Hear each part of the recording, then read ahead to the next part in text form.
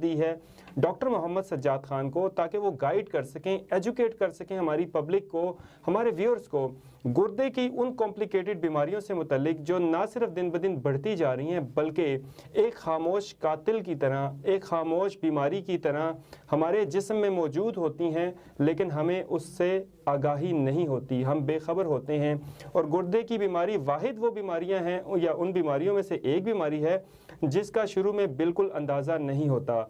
आज के प्रोग्राम में हम तफसीलन डॉक्टर साहब से बात करेंगे इस हवाले से कि आखिर गुर्दे की बीमारियां होती क्यों हैं और इस हवाले से आगाही की क्या कमी पाई जाती है। जी डॉक्टर साहब, सबसे पहले तो प्रोग्राम में बहुत ज़्यादा खुशामदीद, और आप गाइड करें कि बीमारियां कौन कौन सी हैं जो कि गुर्दों से रिलेटेड है और इस हवाले से क्या आगाही की ज़रूरत है। थैंक यू सो मच शराफत साहब, आपने मुझे मदऊ किया, बहुत शुक्रिया। बेसिकली हम जो है सेल्फ मेडिकेशन पे बहुत ज़्यादा जो है वो इन्फोसिस कर रहे हैं कि अपने डॉक्टर हम खुद ही बने होते हैं, और बाज़ दफ़ा ऐसा भी होता है कि किसी को ट्रीटमेंट करते देखते हैं और वो हमें बताता है कि मुझे इस मेडिसिन से जो है आराम मिला, आप भी यही खा लें। तो ये जो सेल्फ मेडिकेशन है बेसिकली हमारे स्टोमिक और हमारे किडनीज़ को जो है बहुत ज़्यादा ख़राब कर रहा है, और बहुत वाइटल आर्गन है हमारी बॉडी का। अगर किडनी हमारे प्रॉपर काम नहीं करते तो बहुत सारी बीमारियां जो हैं इससे जन्म लेती हैं, और हमारा खून जो है उसका HB लेवल जो है वो कम होना शुरू हो जाता है, हमें सुस्ती होती है, थकान होती है।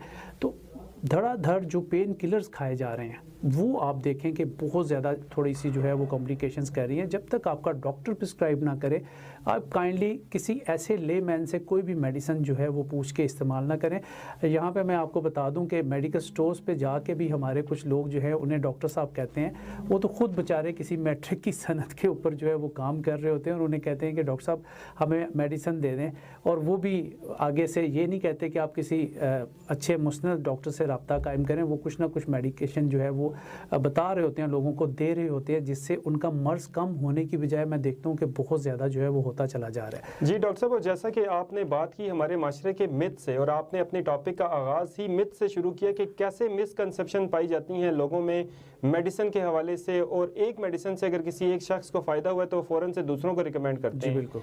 तो मैं ये भी आपसे जानना चाहता हूँ कि इस हवाले से भी प्लीज़ आगाही प्रोवाइड करें कि जो हकीमी दवाइयाँ हैं, होम्योपैथिक की दवाइयाँ हैं, क्या ये गुर्दों की बीमारियों में इफ़ेक्टिव हैं या नहीं है, इस हवाले से प्लीज़ गाइड करें ताकि लोगों में आगाही मिले। जी बिल्कुल शराफत साहब, उसमें यह है कि जितनी भी पैथीज दुनिया में काम कर रही हैं, इवन के जो बाबा पहाड़ों पे बैठ के 200 बंदों को फूंक मार रहा है, मैं तो उसको भी कदर की निगाह से देखता हूँ, क्योंकि लोगों का इत्तेकाद है उससे भी वो ठीक हो रहे हैं। तो जो हिकमत है माशाल्लाह, हमारा तो तुरा इम्तियाज़ था मुसलमानों का कि पूरी दुनिया में हमारा एक तूती बोलता था इसमें हिकमत में। अब गो के वैसे हुक्मा नहीं रहे हमारे पास, बहुत कम हो गए हैं। रिसर्च वर्क होम्योपैथिक बहुत ही ज़बरदस्त तरीका इलाज है जो कि आपके किडनीज़ को जो है वो बेहतर कर सकता है। अगर मुस्तनिद डॉक्टर्स आपको मिल जाएं तो आपकी बीमारी जो है बढ़ने की बजाय जो है वो कम हो जाती है, मगर हमें आंखें खोल के दिलो दिमाग के साथ जो है वो ट्रीटमेंट कराना होता है। और जब गुलाब का फूल खिलता है तो उसकी खुशबू जो है वो सारे बाग में खिल जाती है, मेरा ख्याल है, और हमें मिलती भी है। तो इसी तरह जो डॉक्टर मशहूर होता है शहर में जो है वो उसका नाम होता है, तो ज़रूर ऐसे डॉक्टर्स के पास आप लोग जाएँ जहाँ पे आपको अच्छा ट्रीटमेंट जो है वो मिले, ना कि आप बीमारी लेके आ जाएं।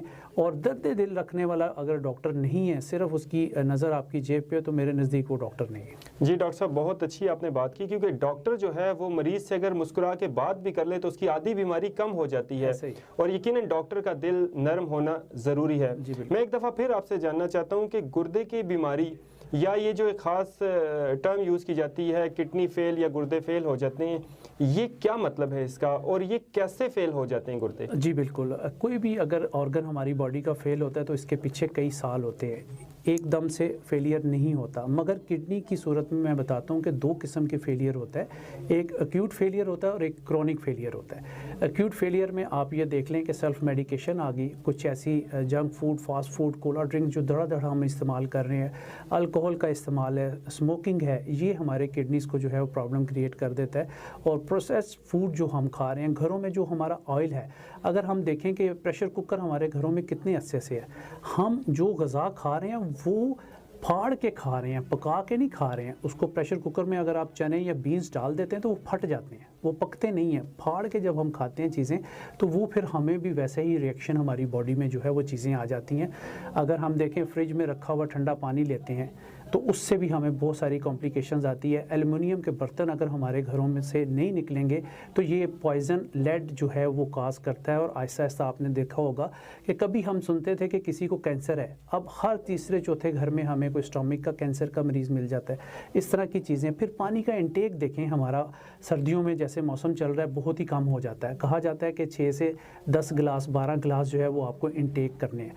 अब दो किस्म के जो क्रॉनिक और एक्यूट किडनी फेलियर है उसका मैं बता दूं कि 3 महीने के अंदर अंदर जगह आपकी जो है वो किडनी फेलियर आता है तो ये एक्यूट है, अभी जल्दी आपका किडनी फेल हुआ है। अगर साल से सिम्टम, साइन एंड सिम्टम ऐसे आ रहे हैं कि सुबह आप उठते हैं आपको नौजिया होती है, थकावट होती है, स्लगिशनेस होती है, बहुत ज़्यादा सुस्ती आती है और आपका HB लेवल भी ड्रॉप होता चला जा रहा है, तो ये क्रॉनिक फेलियर में हम ले लेते हैं। इससे ये होता है कि खून और पानी जो है वो किडनी अपनी जो है बहुत सारी छलनियाँ हमारे गुर्दे में लगी होती हैं जो कि आहिस्ता आहिस्ता बंद होना शुरू हो जाती हैं।